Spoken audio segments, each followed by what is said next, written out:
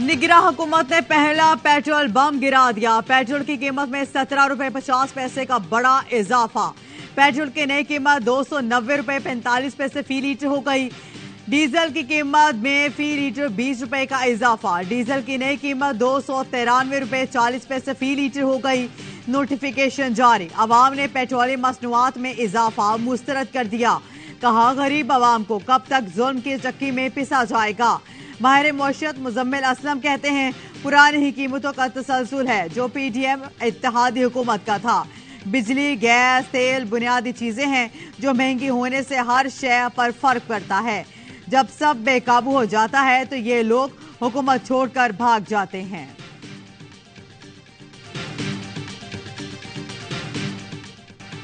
अफगानिस्तान में अमेरिका का छोड़ा हुआ 7 अरब डॉलर्स का असलहा पाकिस्तान के खिलाफ इस्तेमाल हो रहा है। जदीद अमरीकी असलहा दाइश और तहरीक तालिबान के हाथ लग चुका है। आज पाकिस्तान पर हमले हो रहे हैं, कल दीगर पड़ोसी ममालिक पर हो सकते हैं। अमरीका में पाकिस्तानी सफीर मसूद खान ने दुनिया को खबरदार कर दिया।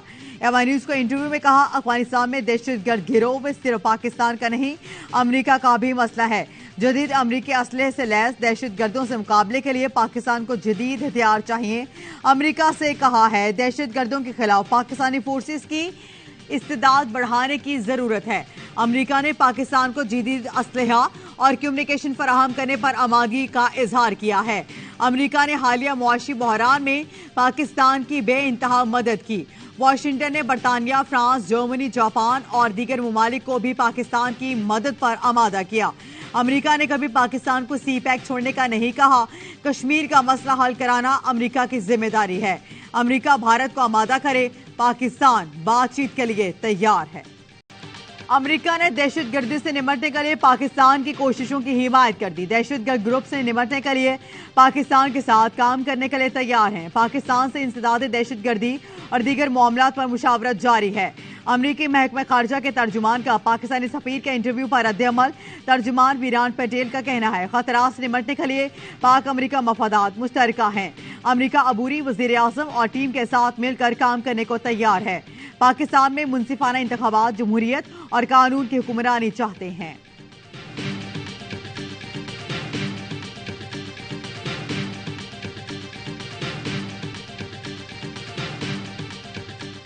इमरान खान की हुकूमत हटने के बावजूद सहूलतकारी उस अदारे के अंदर से उसको मुयस्सर रही। तो आप कह रहे हैं कि 9 मई के वाकयात के बाद इदारा असल में पॉलिटिकल हुआ है? यस, बिल्कुल मैं सही कह रहा हूं। हम 15 माह में नाकाम हुए।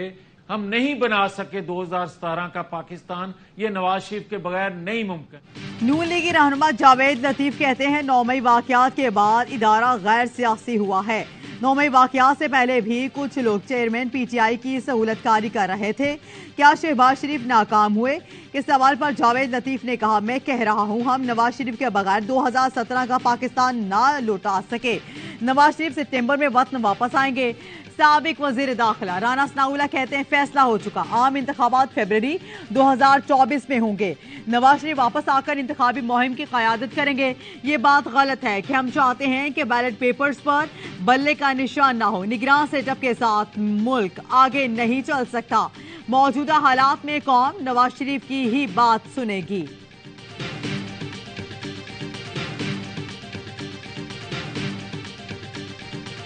निगरान वजीर आजम इनवारुल हक काकड़ की मौलाना फजल रहमान से मुलाकात। गवर्नर सिंध कामरान डिसोरी और सेनेटर सरफराज बुख्ती भी वजीर आजम के हमरा थे। निगरान वजीर आजम की मौलाना फजल रहमान से सानिया बाजौर पर ताज़ियत और शहदा के बुलंद दर्जात के लिए दुआ। इनवारुल हक काकड़ की पीडीएम सरबराह से सियासी सूरत हाल, मुआशरी इकदामात और बाहमी दिलचस्पी के अमूर पर गुफ्तगू। निगरान वजीर आजम इनवारुल हक काकड़ से गवर्नर सिंध कामरान डिसोरी की भी आलक मुलाकात। वजारत उज़्मा का मनसब संभालने पर मुबारकबाद।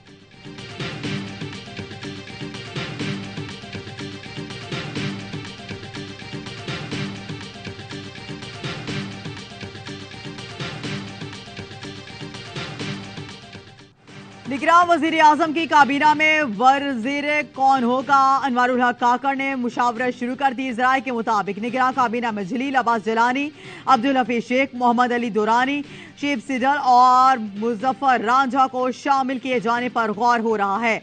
निगरान वजीर आजम को तरक्याती मंसूबों पर ब्रीफिंग। अनवारुल हक काकड़ की अवामी फलाही मंसूबे बिला तातुल जारी रखने की हिदायत। कहा कराची ता चमन शाहरा के असर नो तामीर पर काम शुरू किया जाए। ऐसे इलाकों में रोड इंफ्रास्ट्रक्चर बनाए जहां बैरूनी सरमायाकारी मुतवक्के है।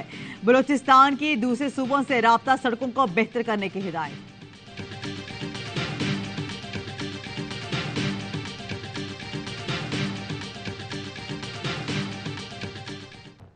इलेक्शन कमीशन आम इंतखाबात कब कर रहा है? चीफ जस्टिस उमर अता बंदियाल का सवाल। जीडी लॉ इलेक्शन कमीशन ने कंधे उचका दिए। चीफ जस्टिस ने मुस्कुराते हुए कहा, अभी तक तो इलेक्शन की कोई तारीख ही तय नहीं हुई। सिंध में हल्का बंदियों के खिलाफ दरख्वास्तों पर समाअत के दौरान चीफ जस्टिस ने रिमार्क्स दिए कि इलेक्शन कमीशन इंतखाबात से कबल तमाम मामला हल किया करे। अदालत ने सिंध में सूबाई हल्का बंदियों का मामला वापस इलेक्शन कमीशन को भेज दिया। चीफ जस्टिस ने रिमार्क्स दिए, सिंध में हल्का बंदियों पर हसासियत ज्यादा है, अगला गिला किया जाता है। हल्का बंदियां दुरुस्त नहीं हुई। हल्का बंदियां अवामी मफाद का मामला है। इलेक्शन कमीशन शफाफ तरीके से हल्का बंदियां करे। तहरीर हुक्मनामे में कहा गया, इलेक्शन कमीशन को मौका दे रहे हैं, दरख्वास्त गुजार के एतराजात दूर करे। दूसरी सूरत में इलेक्शन कमीशन केस को सुप्रीम कोर्ट में लड़े।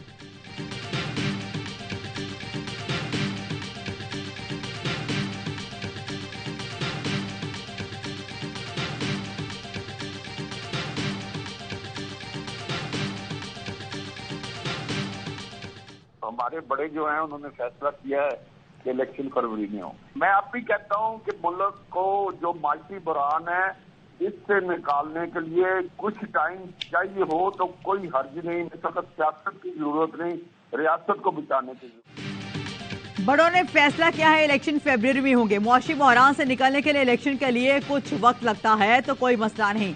इस वक्त सियासत नहीं, रियासत बचाने की जरूरत है। राजा रियाज की प्रोग्राम ऑफ द रिकॉर्ड में गुफ्तगू कहा, मेरी अभी भी कोई जमात नहीं। ये 22 साबिक MNAs मीटिंग्स के बाद फैसला करेंगे। इख्तियार के सिवा किसी ने अनवरुल हक काकड़ के नाम पर एतराज नहीं किया। रजा रबानी कहते हैं, इंतखाबात में ताखीर से विफाक के लिए संगीन नताइज होंगे।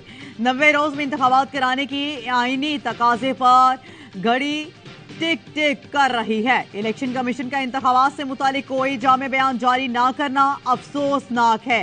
इलेक्शन कमीशन को इसे मामूल के मामले के तौर पर नहीं लेना चाहिए, बल्कि हल्का बंदियों के लिए वक्त बताना चाहिए।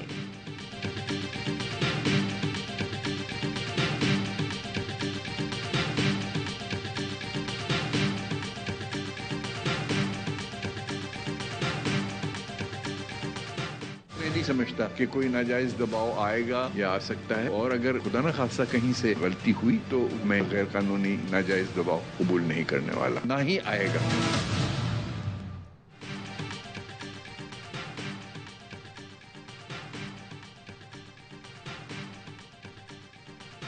निगरान वजीर आला बलोचिस्तान के लिए नाम फाइनल। अली मुराद इंडोमेंट की मुतफिका तौर पर निगरान वजीर आला बलोचिस्तान नामजद। बलोचिस्तान अवामी पार्टी जमीयत उलमा इस्लाम को मनाने में कामयाब, जराए के कहना है। JUI की मुशावरत से निगरान काबीना बनाई जाएगी। सिंध की नामजदगी निगरान वजीर आला जस्टिस रिटायर्ड मकबूल बाकिर कहते हैं, कोई गैर कानूनी काम नहीं करूंगा, मुझ पर कोई दबाव नहीं डाल सकता। AMI न्यूज से गुफ्तगू में कहा, कोशिश होगी इलेक्शन वक्त पर हो। मकबूल बाकिर को वजीर आला का प्रोटोकॉल दे दिया गया। बतौर निगरान वजीर आला जुमेरात को हल्फ उठाएंगे। अनवारुल हक काकड़ पीपल्स पार्टी और नून लीग की चॉइस नहीं। दोनों जमातों का डॉक्टर मालिक के नाम पर इत्तफाक हुआ था। शाहमूद कुरैशी का दावा, कहते हैं निगरान हुकूमत तनाव में कमी लाए। साबिक वजीर आजम को जेल में कानून के मुताबिक सहूलतें दी जाएं। पुलिस ने पकड़ के इसे 9 मई के वाकये में डाल दिया, फिर इसकी 9 अगस्त को बेल हो जाती है, 1 महीना 20 दिन के बाद अदालत से। उसके बाद पुलिस ने इसके घर पे 3 रेड्स की। इसका फादर जो है वो इनके पांव भी पड़ते रहे हैं पुलिस वालों के। उसकी वालदा भी कहती रही है कि ये हार्ट पेशेंट है, इसकी ये मर जाएगा जितना अटैचमेंट ये अपने बच्चे के साथ है। पुलिस ने 14 साल के लड़के को पकड़कर 9 मई वाकये के मुकदमे में डाल दिया। सदर लाहौर बार राना इंतजार हुसैन की ऑफ द रिकॉर्ड में गुफ्तगू, कहते हैं 1 माह 20 दिन बाद अरसलान नसीम की जमानत हुई। जमानत के बाद पुलिस ने बच्चे के घर पर 3 बार छापा मारा। बच्चे का वालिद छापों के से परेशान था।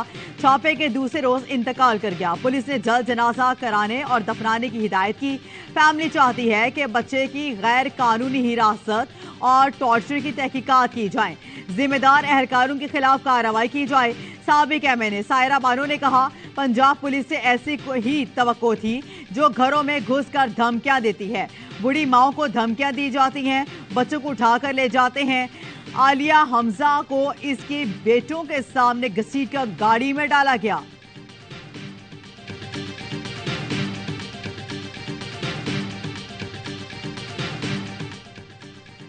अटक जेल में कैद। चेयरमैन पीटीआई से बुशरा बीबी की मुलाकात। तोशाखाना ताइब की जाली रसीदों के केस में बुशरा बीबी को शामिल तफ्तीश होने का आखिरी मौका। इस्लामाबाद की सेशन कोर्ट ने जमानत में 7 सितंबर तक तौसीक कर दी। जज मोहम्मद सुहेल ने कहा, बुशरा बीबी शामिल तफ्तीश हो जाएं, जमानतें खारिज करना अच्छा नहीं लगता। वकील सलमान सफदर ने कहा, बुशरा बीबी पर पर्दा नशीन खातून है, तफ्तीशी ऑफिसर अभी शामिल तफ्तीश कर ले। इस्लामाबाद की सेशन अदालत ने चेयरमैन पीटीआई की 6 मुकदमात में जमानतें खारिज कर दी। जज मोहम्मद सुहेल ने कहा, अगर चेयरमैन पीटीआई शामिल तफ्तीश होते तो बड़ी सहूलत होती। इस्लामाबाद की एटीसी ने जुडिशल कॉम्प्लेक्स तोड़ फोड़ के 3 मुकदमात में अदम हाजिरी पर चेयरमैन पीटीआई की जमानत खारिज कर दी।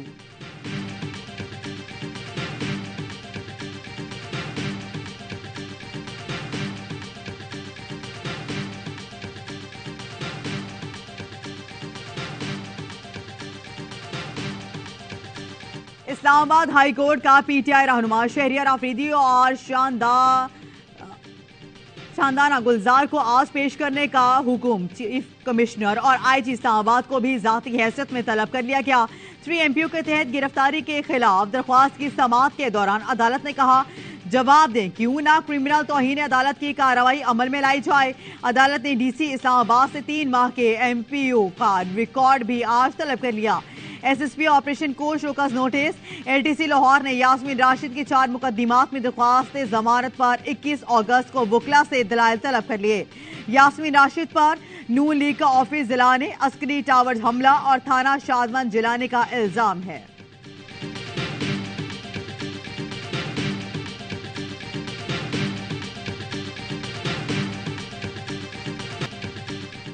और कम से कम तनख्वाह नहीं, जीने के लिए जरूरी तनख्वाह दी जाए तो खुशहाली आएगी।